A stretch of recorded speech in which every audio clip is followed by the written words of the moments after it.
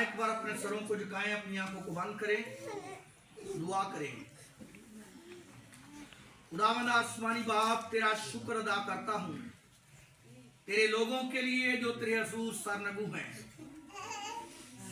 बाप, मैं कमजोर हूं, लेकिन तेरे बेटे यीशु का लहू मुझे जोर बख्शने की कुदरत रखता है। मैं घटूं और तू बढ़े, और तू अपने लोगों से कलाम कर। तेरा कलाम मेरी जिंदगी में और इन तमाम जिंदगियों में 100 गुना फल लाए, यीशु मसीह नासरी के नाम से, आमीन। मेरे अजीज, कलाम खुदा में से जो तलावत की है, मैं चाहता हूं कि तीसरी ऐप को हम सब मिलकर एक बार पढ़ें।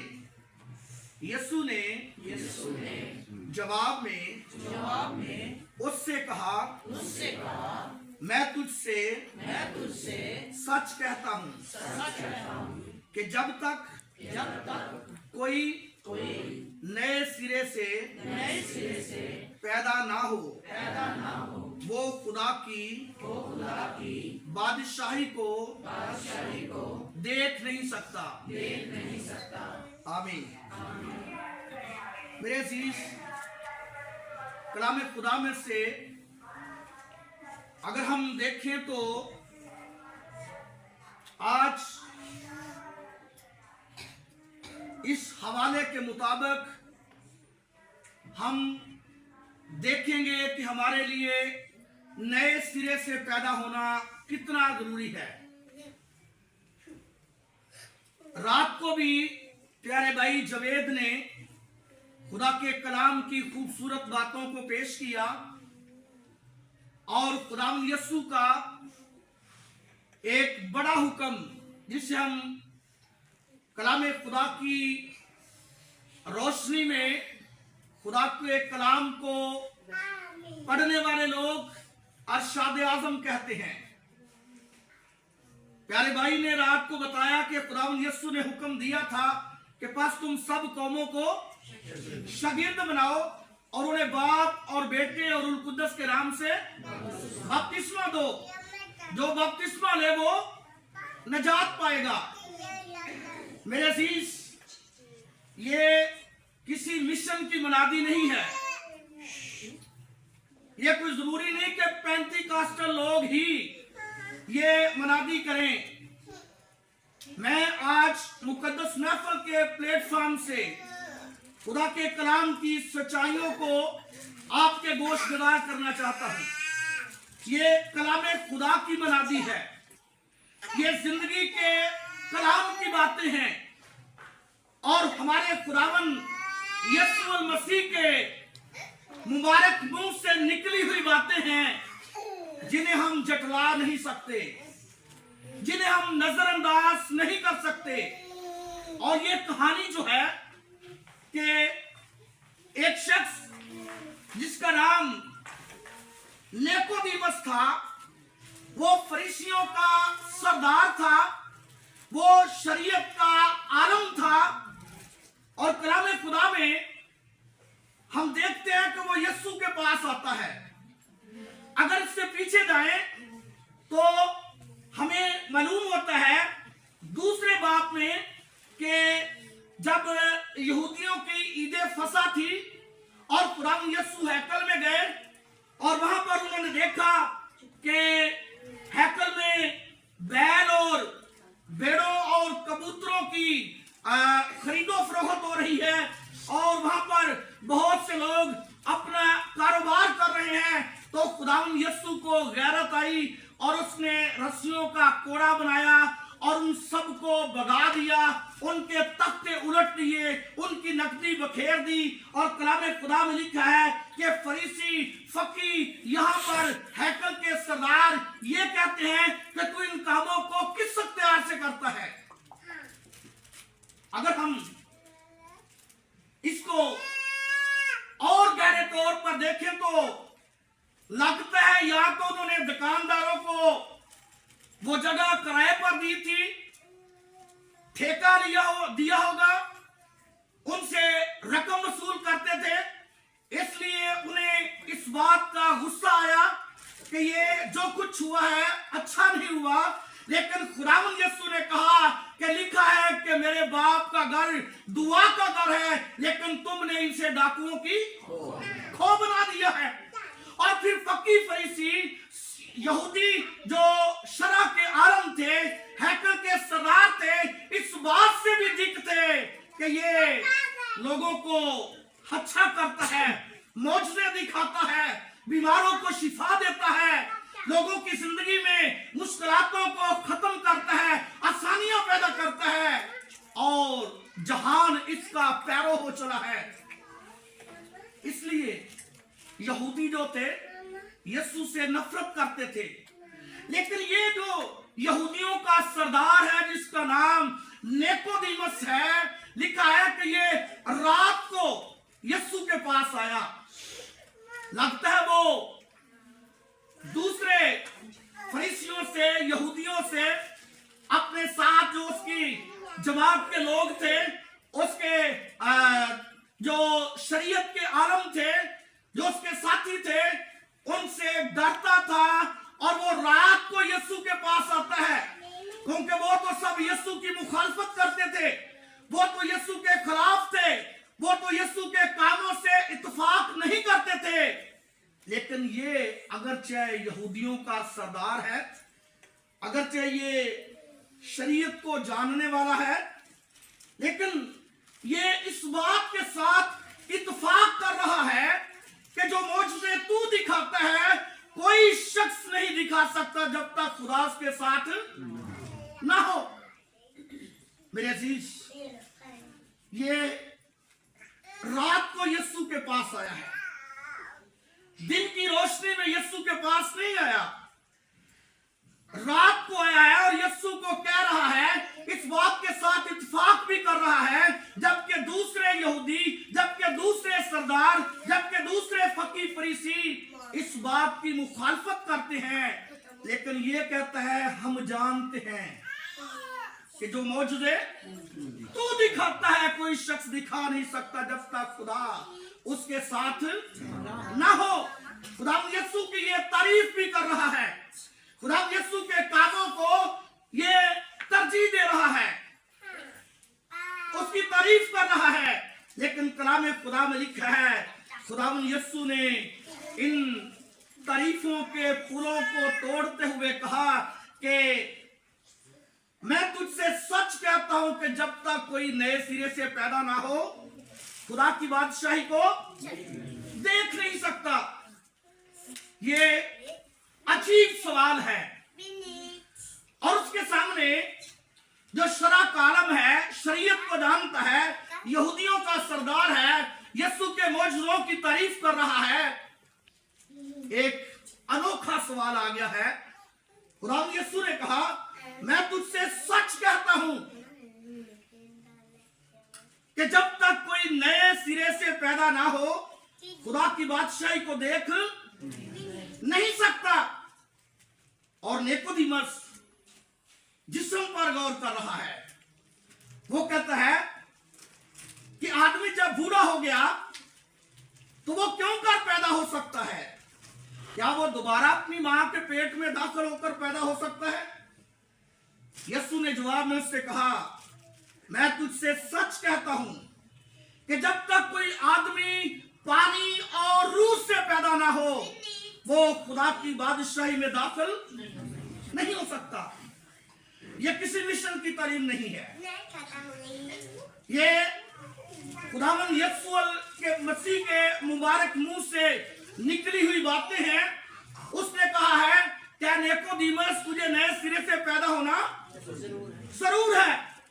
जब तक कोई नए सिरे से पैदा ना हो खुदा की बादशाही को देख नहीं सकता। निकोदेमुस कहता है कि आदमी जब बूढ़ा हो गया तो फिर क्यों कारण पैदा हो सकता है? क्या वो दोबारा अपनी मां के पेट में दाखिल होकर पैदा हो सकता है? तो यीशु ने कहा जो जिस्म है वो जिस्म है, लेकिन जो रूह है वो रूह है। तजब न कर, मैंने तुझसे कहा कि तुझे नए सिरे से पैदा होना जरूर है। जब तक कोई नए सिरे से पैदा ना हो खुदा की बादशाही को देख नहीं सकता। मेरे अजीज, हर ईमानदार, हर मसीही, हर खुदा के मानने वाले, हर अच्छा काम करने वाले की एक ही मंजिल है कि वो खुदा की बादशाही में दाखिल हो। और यहां पर खुदा यीशु कहता है कि जब तक कोई नए सिरे से पैदा ना हो, नए सिरे से पैदा होना का मतलब है नई पैदाइश, नई जिंदगी। ये तौबा का भी इकरार है। और फिर खुदा यीशु ने वाजे किया कि जब तक कोई पानी और रूह से पैदा ना हो। और पानी से आप जानते हैं ये बपतिस्मे के लिए कहा गया है। बहुत से लोग ये भी कहते हैं कि हमने बचपन में बपतिस्मा लिया है। मैं आज इस बात की मनादी करना चाहता हूं कि हमें किसी भी डर, किसी भी खौफ के साथ खुदा की बातों को दोबारा नहीं है, खुदा के कलाम की सच्चाइयों को नजरअंदाज नहीं करना है। अगर हम कलाम खुदा में देखें तो हमारा खुदावन यीशु जब 30 साल का था तो फिर उसने बपतिस्मा लिया, जब वो जवान था। और कलाम खुदा की रोशनी में भी यही अमल है कि जब कोई बपतिस्मा लेता है वो पानी में जाता है और फिर ऊपर आता है, वो अपने गुनाहों का इकरार करता है और नए सिरे से पैदा होता है। कभी कभी हमारे लोगों से जातीय इख्तिलाफात होते हैं और इसकी बना पर हम खुदा की सच्चाई को भी दबा देते हैं। ना हम खुद इसको मानते हैं और ना किसी दूसरे को मानने के लिए तैयार होने देते हैं। लेकिन खुदावंद यीशु ने कहा जब तक कोई नए सिरे से पैदा ना हो खुदा की बादशाही को देख नहीं सकता। मेरे अजीज, अगर हम कलाम खुदा में देखें तो ना सिर्फ ये निकोदेमुस के लिए है बल्कि और भी जितने लोग यीशु पर ईमान लाएं उन सब के लिए ये हुक्म है। अगर हम ईमान की किताब के 8वें बाब में देखें तो यहाँ पर एक हबशी खोजे की कहानी है। लिखा है कि वो हबशियों की मलका कंदाके का वजीर खजाना था और वो यरूशलेम में इबादत के लिए जा रहा था। उस राह पर था जो यरूशलेम से गजा को जाती है। और जब वो जो हबशी खोजा है, हबशियों की मलका का वजीर खजाना, जब वो यरूशलेम में आ रहा है, उस राह पर है, तो रूह ने फिलिप्पस से कहा कि तू आगे बढ़ो, इसके साथ हो ले। जब फिलिप्पस रूह की हिदायत से हबशी खोजा के साथ आया तो उसने उसे अपने रथ पर बैठने के लिए मदऊ किया, दावत दी। जब फिलिप्पस उसके पास बैठा और रथ चल रहा था और कलाम खुदा में लिखा है कि फिलिप्पस ने उसे वो कलाम खुदा का हिस्सा पढ़ते हुए सुना था कि लोग उसे भेड़ की तरह ज़बह करने के लिए ले जा रहे थे। तो फिलिप्पस कहता है क्या जो कुछ तू पढ़ रहा है इसे समझता भी है? और वो कहता है जब तक कोई मुझे समझाए नहीं मैं क्यों कर इसे समझ सकता हूं। और कलाम खुदा में लिखा है कि फिलिप्पस ने यशाया 53 बाब को उसके सामने वाज़े किया, उसकी वजाहत की कि ना उसकी कोई शक्ल सूरत है ना खूबसूरती। जब हम उस पर निगाह करते हैं तो कुछ हुस्न और जमाल नहीं, और ताकि हम उसके मुश्ताक हों। वो आदमियों में हकीरो मरदूद, मर्द गमनाक, रंज का आशना, लोग उससे गोया रुपोश थे।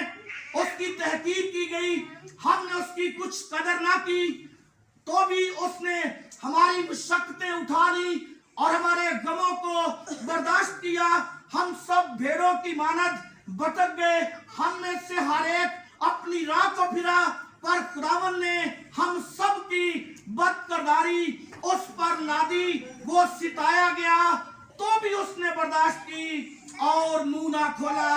जिस तरह बर्रा जिसे ज़बह करने को ले जाते हैं और जिस तरह भेड़ जिसे बाल कतरने वालों के सामने वो बेजुबान होती है, इसी तरह उसने खुदावंद यीशु की वो सारी बातें जो उसने मेरे और आपके लिए जब दुख सहे तो उसके साथ वाकया हुई, उसने यीशु मसीह की खुशखबरी उसने दी कि वो मरा हमारे लिए, उसने जान ली, वो कब्र में गया, फिर वो तीसरे दिन मुर्दों में से जी उठा और जी उठने के बाद वो अपने शागिर्दों पर ज़ाहिर होता रहा। फिर वो जब आसमान पर गया तो आसमान पर जाने से पहले उसने ये तालीम दी कि बस जाकर सब कौमों को शागिर्द बनाओ और उन्हें बाप और बेटे और रूह कुद्दस के नाम से बपतिस्मा दो। जो ईमान लाए वो नजात पाएगा। और खुदावंद यीशु ने कहा कि जो ईमान लाए उनको ये तालीम दो जो मैंने तुम्हें दी है।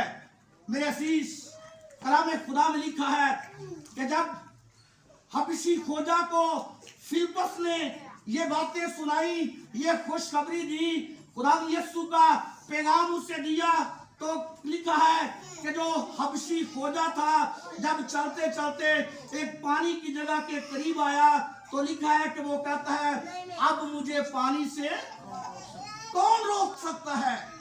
जब उसने इस सच्चाई को जान लिया, जब उसने यीशु की खुशखबरी को सुन लिया, तो कलाम खुदा में लिखा है तो वो फिलिप्पस से कहता है अब मुझे पानी से कौन रोक सकता है। कभी कभी हम दूसरों के डर से कलाम को अपनी जिंदगी में आने नहीं देते। मेरे अजीज, कलाम खुदा में अगर हम मत्ती की इंजील में देखें तो यहाँ पर खुदावंद यीशु ने अदा किया कि तुम किससे डरो? उससे ना डरो जो जिस्म को कत्ल करते हैं, बल्कि उससे डरो जो जिस्म और रूह दोनों को जहन्नम में डाल सकता है। हमें दुनिया से नहीं डरना, हमें दूसरों से नहीं डरना, बल्कि हमें कलाम की सच्चाइयों को अपनी जिंदगी का हिस्सा बनाना है। हमें कलाम को अपने अंदर लेना है। हमें खुदा की बरकत हासिल करने के लिए खुदा की कुर्बत में आना है। हमें सिर्फ अपने कारोबार के लिए, अच्छी आरैशों के लिए, अपनी बहाली के लिए, अपने बच्चों की बरकत के लिए, बड़े बड़े औहदों के लिए सिर्फ खुदावंद के हुजूर नहीं आना।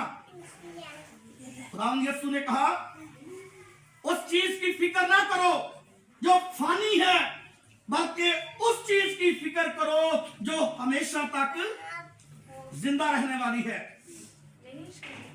खुदावंद यीशु ने कहा कि तुम, अगर हम